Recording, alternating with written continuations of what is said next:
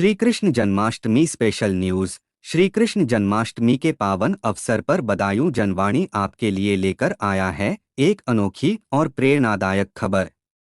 मध्य प्रदेश के जबलपुर में स्थित एक ऐसी लड्डू की दुकान इन दिनों चर्चा का विषय बनी हुई है जो भगवान श्री कृष्ण की भक्ति और आस्था का जीवंत उदाहरण प्रस्तुत करती है।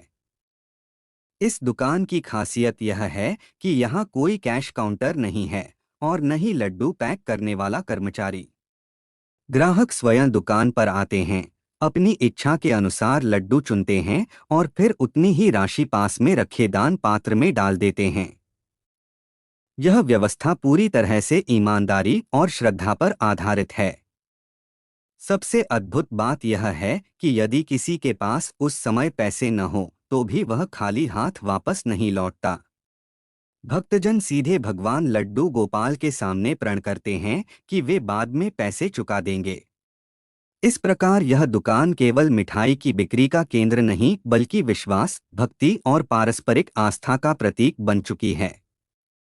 स्थानीय लोग बताते हैं कि इस दुकान की शुरुआत इस विचार से हुई कि जहां भगवान स्वयं मालिक हैं, वहां धोखा और बेईमानी का सवाल ही नहीं उठता। लोगों का मानना है कि यहाँ आकर वे केवल लड्डू नहीं खरीदते बल्कि श्री कृष्ण की उपस्थिति का अनुभव भी करते हैं।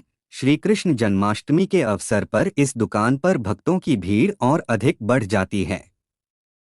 लोग श्रद्धा से लड्डू खरीदते हैं और भगवान से जुड़ाव का सुख अनुभव करते हैं। यह दुकान हमें यह सिखाती है कि व्यापार भी आस्था और भरोसे पर आधारित हो सकता है। भक्तिभाव, निष्ठा और विश्वास की इस अनोखी मिसाल ने जबलपुर ही नहीं बल्कि पूरे देश में चर्चा बटोर ली है। सचमुच यह दुकान केवल मिठाई का केंद्र नहीं बल्कि भक्ति और ईमानदारी की जीवित पाठशाला है। जय श्री कृष्ण, जय श्री राधे।